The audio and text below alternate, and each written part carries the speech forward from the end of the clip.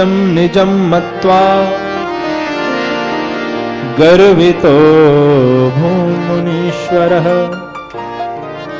काम जीतने के अभिमान से नारद जी को गर्व हो गया और नारद जी कैलासम प्रयौ शीघ्रम, कैलाश पर्वत पर गए शीघ्रता से। क्यों?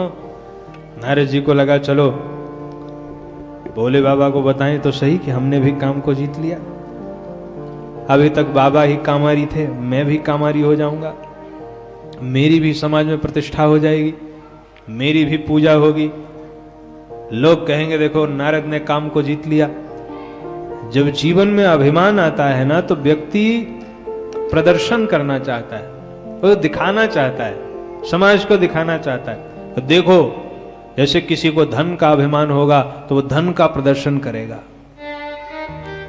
किसी को पद का अभिमान होगा तो पद का प्रदर्शन करेगा, किसी को रूप का अभिमान होगा तो रूप का प्रदर्शन करेगा। नारद जी के मन में जब अहंकार आया तो नारद जी भगवान शिव के पास गए। कैलासम प्रययौ शीघ्रम, देरी नहीं करी। शिव जी के पास क्यों गए? इसलिए गए कि भोले बाबा आपने भी कामदेव को जीता था और लीजिए आपके चेला ने भी कामदेव को जीत लिया। और एक बात का तो नारद जी के भीतर अभिमान और है कि बाबा आपने तो केवल काम को जीता था, अब मैंने तो काम को भी जीत लिया, क्रोध को भी जीत लिया और लोभ को भी जीत लिया। इस हिसाब से तो 2 कदम में आपसे आगे हूं। अब जब चेला के अंदर अभिमान आ जाए, गुरु से ईर्ष्या कर ले, तो बोले चेला का कल्याण होने वाला नहीं है।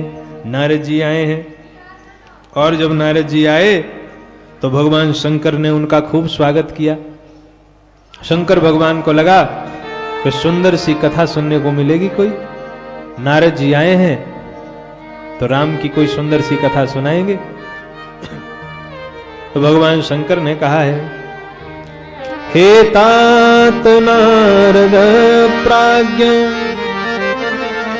धन्यस्त्वं शृणु मद्वचः। अब शंकर बाबा तो सोच के बैठे थे राम की कथा सुनाएंगे, पर नारद बाबा ने राम के बजाय मार चरित शंकर ही सुनाए, उल्टा कर दिया।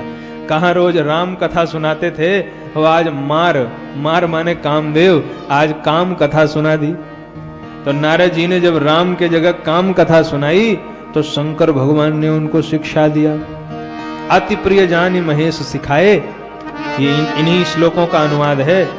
भगवान शंकर समझा रहे हैं, हे तात नारद प्राज्ञ धन्यस्त्वं शृणु मद्वचः वाच्यमेवं न कुत्रापि हरेरग्रे विशेषतः। हे बाबा सुनो, तुम मेरे बड़े प्रेमी हो इसीलिए तुमको कह रहा हूं, वाच्यमेवं न कुत्रापि, किसी के सामने इस बात को कहना मत। नारद जी कहते हैं प्रभु हम क्यों किसी से कहेंगे, हमारा तो केवल नारायण से काम है और जो सुनाएंगे भगवान को सुनाएंगे, दुनिया से क्या लेना, हम तो वैसे भी दुनियादारी में पड़ते नहीं है। शंकर भगवान ने कहा कि दुनिया को तो फिर भी एक बार सुना लेना, पर भगवान नारायण को भूल करके भी मत सुनाना। वाच्यम एवं न कुत्रापि, वैसे तो किसी के सामने मत कहना, लेकिन अगर एक बार मन में तुम्हारे पचे ना अगर ये बात, तो दुनिया को भले सुना लेना। हरे अग्रे विशेषतः, भगवान हरि को तो भूल के मत सुनाना, नहीं तुम्हारा कल्याण नहीं होगा। नारद जी ने कहा नहीं सुनाऊंगा। शंकर भगवान ने कहा बस नहीं, बोले बस नहीं, सुनिए तो। अगर मान लो जो भगवान नारायण ही पूछे तब सुना सकता हूं कि नहीं।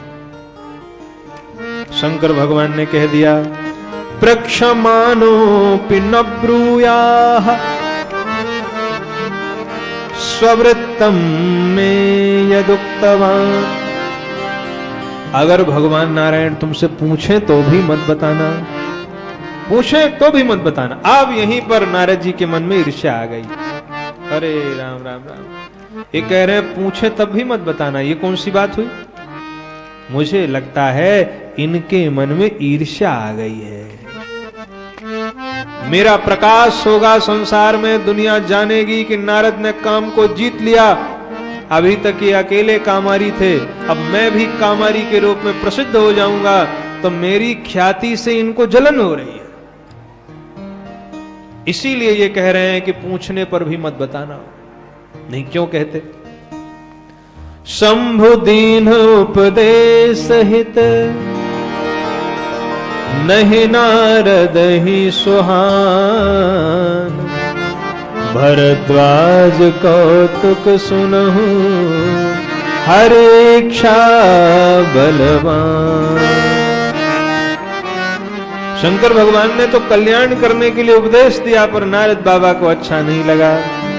शंकर भगवान ने कहा, सुनो, यह बात किसी को बताना मत। गोप्यम